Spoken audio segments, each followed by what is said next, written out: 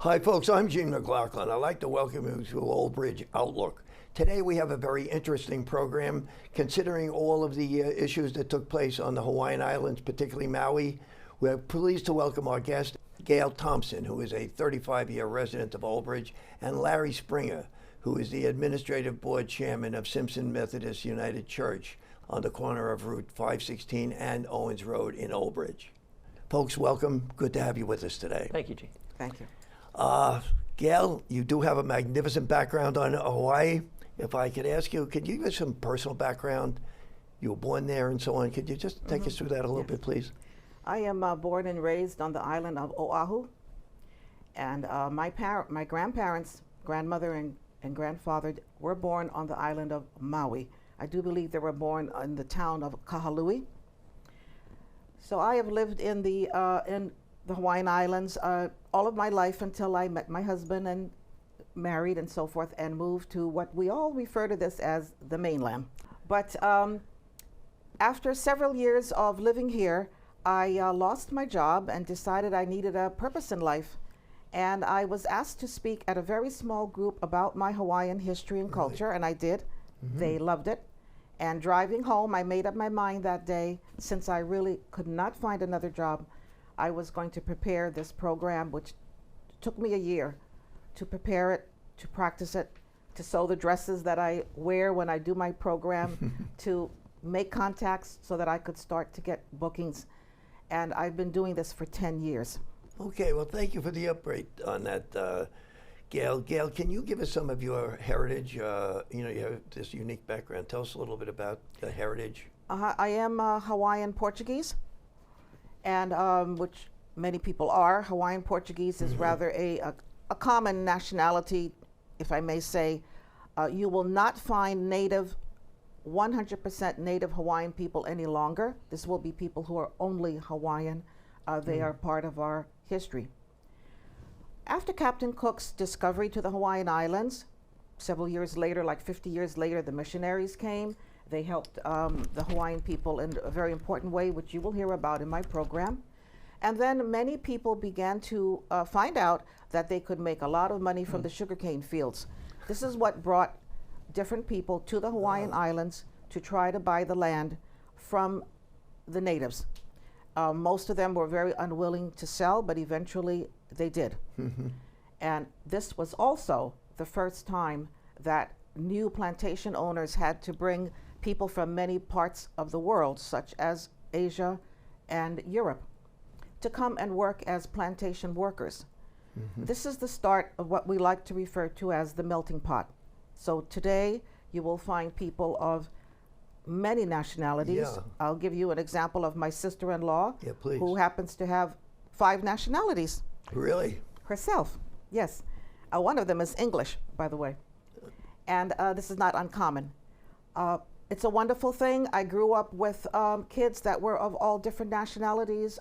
We loved it. We got along fine. We didn't even see a big difference between each other. So it's that's the way it is today, and it's not a problem for people. I mean, racial prejudice is not a problem there. People live happily among each other. Larry, if I may turn to you for just a moment, how have you become involved? Well, as the administrative board chairman at the church, I'm active on all of the committees that go on in the church.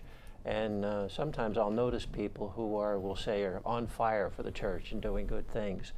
And so I noticed Gail early on. She'll go out into the community and find sponsorships for shared donations for profits from restaurants that they will put to the church.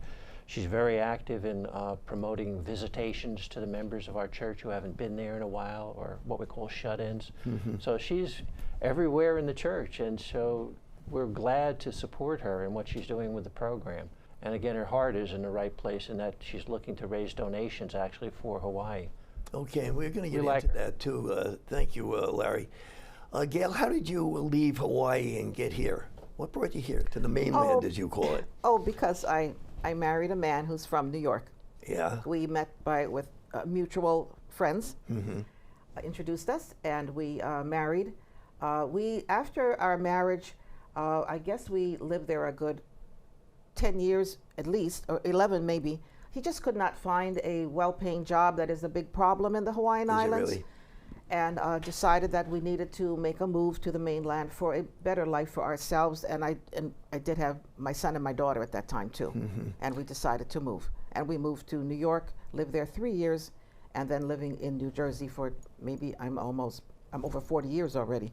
But I do definitely go home I bet pretty you do, regularly. yeah. I miss my family, and I do, and they too come to visit me sometimes too. I'm still very well connected to the residents of Maui, but more specifically, I do receive different pieces of information from my family who all live on the island of Oahu.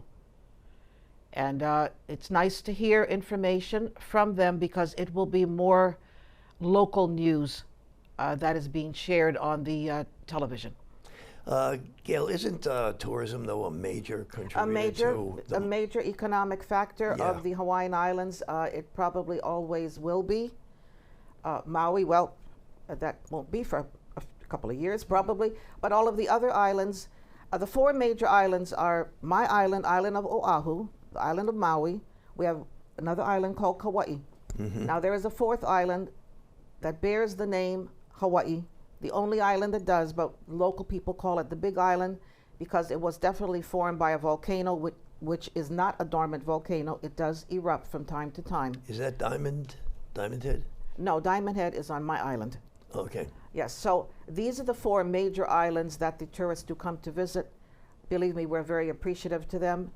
It is definitely a primary economic factor, provides jobs, money for the Hawaiian Islands, and so forth.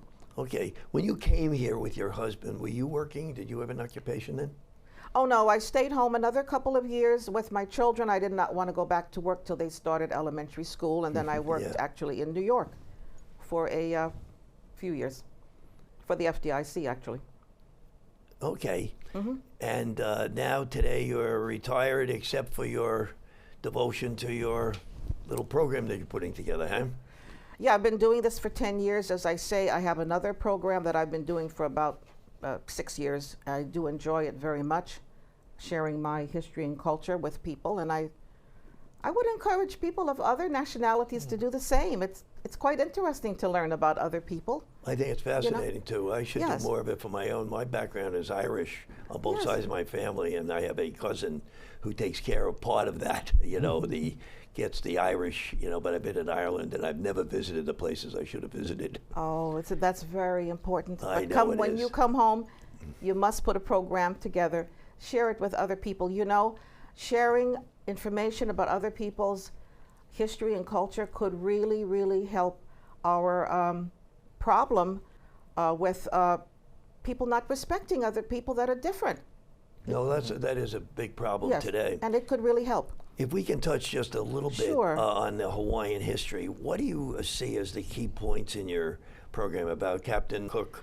Yeah, I start Discovering with the islands yeah, I and- start with him about his discovery and all of the changes that occurred, major changes that occurred to the Hawaiian Islands. I speak about the missionaries in a very complimentary way. They did some very important things to help the natives. I speak about each of the four major islands that I just mentioned. I also speak about our royal monarchy because we were governed by kings and queens. Yes, ma'am. Yes. And then I do speak about our first king. His name is King Kamehameha. There is a parade that they have every year in June because that's when he was born. Really? And I got to attend a parade quite some time ago, but I will never forget it. And I share that with my slides and etc. Talk about our music. The Hawaiian chant is a big part of our music. You must come to my program to hear about the Hawaiian chant. But it was very, very important to the Hawaiian people at that time in history. I talk about the hula dance, and then I go into different crafts such as Hawaiian weaving, Hawaiian lei making, the Wow. Hawaiian drum, different things that are part of our culture. As I pick up each item, I have a story to tell about each and every one, and it's a very enjoyable program. I hope many people come. You have a very rich culture to play with too. Yes. Yeah, the background is just tremendous. Yes. Can we touch a little bit, and I don't like to get into unfortunate areas, but we had this situation in Maui. Yes, we did. And you know, it's just been devastating, I think, to people generally. Yes, definitely. Tell us a little bit about Maui. Well, I just actually found out there's 164,000 population in Maui. 12,700 people lives in Lahaina. Lahaina, Kula, and Kile are the three towns that were affected by the fires, Lahaina being the worst. Mm-hmm. Of course, if you watch the news, you're going to see the Red Cross is there, many other wonderful organizations are there, and they still have search and rescue going on. Yes, ma'am. Yes, and I would like to say that please, let's pray for them. It's going to take a long time to rebuild that island and help people with the terrible emotions that they're going through right now. Yeah, I bet there is. It's just terrible. Just watching it on the news is a Yes. terrible event. It really is. Yes. Folks, Gail Thompson is going to be presenting her Hawaiian History and Culture program on September 16th at the Simpson United Methodist Church, which is located at the corner of Route 516 and Owens Road. The doors will open at 6 p.m. The event starts at 7 p.m. And there are donations being accepted in order to help the people of Maui to recover somewhat from the tremendous disaster they've experienced. Gail, if I can ask you to hold your thought, please, Certainly. for a moment. Folks, we're taking a break right now. We're talking with Gail Thompson, who is a lady who has put together a tremendous program on the Hawaiian Islands and the Hawaiian culture, and Larry Springer, who is the administrative board chairman of Simpson Methodist Church. Please stay with us, and we'll be back in a moment.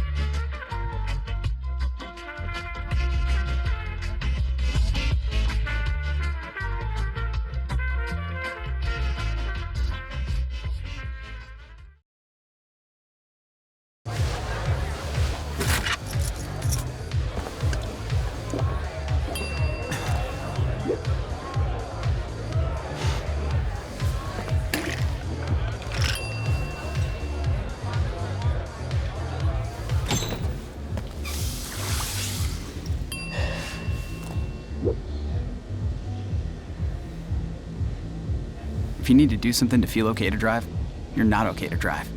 Don't drive buzzed.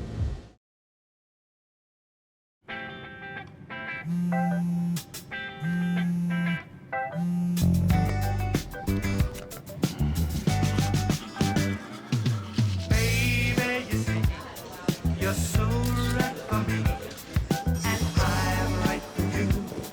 I love the things you do, like sweet tasting wine. Your lips are so divine. Your loving turns me on. My lonely days are gone. That's why I'm never gonna let you go. Never gonna let you go. Babe, I'm never gonna let you go. No, no, never gonna let you go. Baby, never gonna let you go. Never gonna let you go. Babe, I'm never gonna. Here you go. Thank you. Thank you. Never gonna let you go.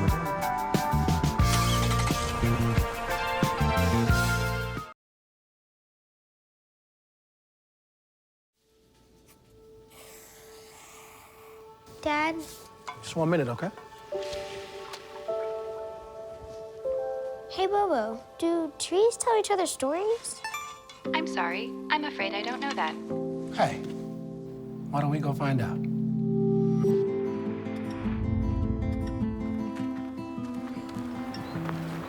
Listen. Do clouds take naps? I couldn't tell you.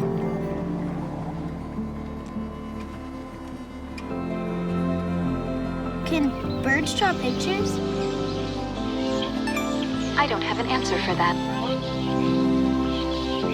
Dad, do stars visit their friends? Look!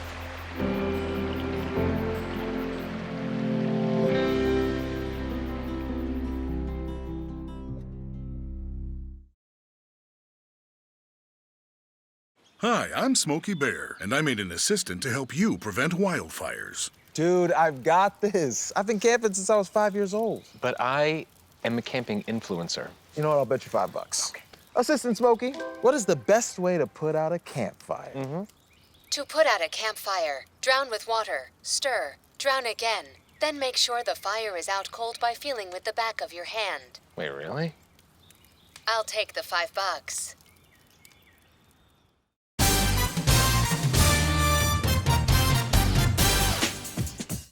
Folks, welcome back to Old Bridge Outlook. Our guest today is Gail Thompson, a lady with a very rich background in the Hawaiian culture. But first, Gail, I'd like to touch on the situation in Maui. I mean, it has been, I think, even if you're not a resident or a visitor to Hawaii, it's been a tragic situation. Can you elaborate as a resident, former resident? What do you think is going on there in terms of the destruction and the causes and this type of thing? Well, I'm sure everyone has been watching the news and Yes, has ma'am. been hearing different bits of information in regards to the disaster. I would like to quickly just share, because actually I didn't watch what I'm about to say. I did not watch on the news. Someone told me about it, and that has to do with the Hawaiian Electric Company. We only have one electric company on every single island. This is the one and only electric company. So needless to say, they are very much dependent upon. For the last 4 years, they have been aware of the fact that there are many trees around the island of Maui that weren't touching the electrical wires. And I'm sure they knew what to do about it, which is to trim those trees. 4 years, none of this was done. There is a lawsuit occurring already against them for this reason, and I believe there are a couple of other reasons. Improvements definitely have to be made. Right now, I think the people of Maui, of course, they're devastated by what happened, Absolutely, but right has now, to be, yeah. they are more very mad and upset at the electric company and a couple of other issues that have gone on that have caused the fire. I would definitely commend the American Red Cross, which I saw on the news more than once. They're at the shelters. They're talking to the people because, you know, they didn't only lose their homes. They lost their hope, their dreams. Right. They're being affected by this emotionally, and the children also. I also found out from my sister, actually, that the families were told, wherever your shelter is located, because school already started in Hawaii in Yes. August, wherever your family is located, you're to bring your child to the nearest school, and they will definitely take them in, and that is where they will attend school until their homes are rebuilt, which we all know are going to take at the very least 2 years. So at least the children are going to be starting school, and that's a wonderful thing. But this is quite devastating. I pray something like this never ever happens again, all because of the lack of a very large electric company who should have done their job. It seems, Gail, that the destruction has been so total, though, and the wildfires, the way they've spread. I understand a lot of the homes in Maui are wooden construction. Yes, That obviously especially contributes if they're to the- old, and many of them would be old. Yes, they would be. You know, it didn't help that the hurricane was there. Yes, ma'am. The hurricane was definitely directly hitting Lahaina. They brought the 80 miles or more wind. But you know what didn't happen with the hurricanes is there was no rain. My sister told me, she heard on the news report, the hurricane was about 500 miles away from Lahaina. Sometimes that causes the hurricane So not to produce more any wind, more wind. more wind. The rain would have helped, of course. So with these conditions, then when the sirens did not go off, we I was found going out. to ask you about the sirens. What Yes. happened with the sirens? Well, there was an interview by a reporter. The head of the department for the sirens has now retired because he knew he was going to lose his job. They actually do not have a specific alarm or siren for fires. But naturally, they're going to do it now, after the fact, but you know, and all of this. And this is another thing that is making the people very upset. And, you know, all of these different problems that have occurred because of lack of doing, you know, your responsibility. This is horrible. This is really, really devastating for them.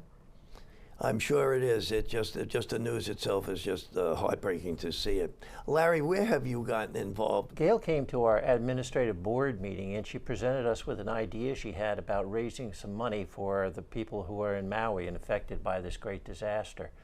So she came and presented, and we've experienced other things that Gail has done for our church, and we were just glad to help her with moving forward on this program. She's a very good task worker too. She grabs into something and she moves forward to do everything in her power to get it done. So, you know, we're just blessed to have Gail in our congregation and all the activity that she does. Gail, this program that you've put together, I mean, it's a program that you've taken on the road a bit the last 10 years or so, huh? And it's basically, as we've said, it's about the history and the culture of Hawaii. Is there anything you'd like to add to that as we're sitting here? Well, I would. What you're saying to people and what you expect of them? Many people as possible would come. I don't mean to brag, but if I've been at this for 10 years, the only reason I am is that different organizations have hired me, such as libraries, senior centers, assisted living facilities. I've even been hired by a couple of churches, actually, or historical groups too. They want to hear about my history and culture. I'm more than happy to share it. I will keep on doing this program until I don't get any more bookings, basically. But I can't believe it's been 10 years. But this year, by what has happened in Maui, I do have a special section I am including in the program. Actually, I'm starting on Thursday to talk specifically about the beautiful island of Maui. I really want to encourage as many of you as possible to please come on September the 16th. We need the donations very badly to help them. And again, please do pray for them. And please don't forget about this. Yeah, I'm sure people are praying. One question I would ask is Maui completely devastated? No, not completely. Lahaina being the worst. Yes, the ma'am. entire town is no more, except for the banyan tree. Let's not forget about the Yeah, tell us about the 150-year-old. banyan tree. Okay. That's been on TV. The banyan tree is 150 years old. Really? All banyan trees. There's a banyan tree on the island of Kauai also. They're always enormous. The banyan tree was partially burnt, but as of now, as of actually a couple weeks ago, the banyan tree is starting to grow again. Also, I want to make mention of 2 churches on Maui that were not affected, one in Lahaina and one in another town. I'm sorry, I can't remember the name, but they were not affected by the fire at all. And that's wonderful. As I said, there's 3 towns that were affected, Lahaina being the worst. Another one is Kula, the other one is Kihei. But there are many, many more towns on the island of Maui that were not affected, so let's be grateful for that. The death toll, though, has risen, hasn't it, considerably? Yes, just this morning before I left the house, I read 115 people are confirmed dead. Wow. But only 54 are confirmed dead and identified. If the people have been burnt up, it is very difficult for them to try to find their identification. And they expect the number to go up. How about rebuilding? Is there a plan to rebuild, you think? And the cost has got to be astronomical. I'm sure they've started talking about it. There hasn't been much in the news about it, but they're going to have to. And of course, the only way to do this is with funds. That's why every donation is so important, what our United States government is giving them, etc. They probably will build homes that can withstand hurricanes. Yes, ma'am. Definitely. There will not be the wooden homes as we talked about earlier. And maybe the homes need to be built further away from the ocean front. Further away from the ocean front. Didn't from. many of the residents run into the ocean, though, to escape the fires? Their homes were close enough to run into the ocean. Really? Yes. So, of course, but many didn't survive that. There is a story of these 2 young girls. They ran into the ocean. They began to become very exhausted from swimming, and they found something sticking up from the ocean, like a stick or something, a piece of wood. They hung on to it. They were in the ocean a total of 7 hours. Unfortunately, one girl, she just couldn't breathe anymore, even if she had something to hang on to, so she perished. But the other girl survived. She was rescued. And there are many other stories like this, but many that are not very good also. So it did help a lot of people to run to the ocean, yes. But you say that the new homes would probably be built away from the ocean. Well, a safe distance away, and also built up on, I think they call them stilts. I'm not exactly sure of the name. On my island, there is a particular town called Waimanalo. Waimanalo is completely across the street. It's the ocean, 2-lane road, Yes, ma'am. and homes. If you don't want them to be too close to the ocean, they have had their problems over the years, so they are now built up, elevated. They're elevated, not with wood, cement. I remember now, big pole cements to elevate the house, so that when they have a hurricane or something, the water just goes underneath. And I'm sure they're going to do something like this on Maui.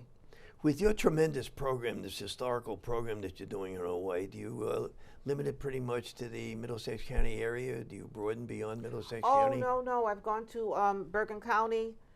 I've been to Monmouth County. Okay, now with my age, I will admit it, I will be limiting how far I'll drive, but I have driven as much as an hour and a half to different places. That's one way. Okay, well, thank you for coming in today. You're welcome. It's certainly Thank been you a so much for magnificent having job us. you've done. And, Thank you. Larry, thank you for joining the meeting here. Best of luck to you going forward, and to the people of Maui. You bring a very, as I've said several times, a very rich background here. Thanks again for being with us. Thank you. Larry, good luck. I'll say mahalo, which is Hawaiian for thank you. Okay, good enough. And folks, this has been Old Bridge Outlook for this time. So I'm Gene McLoughlin, and thanks for watching. We'll see you next time.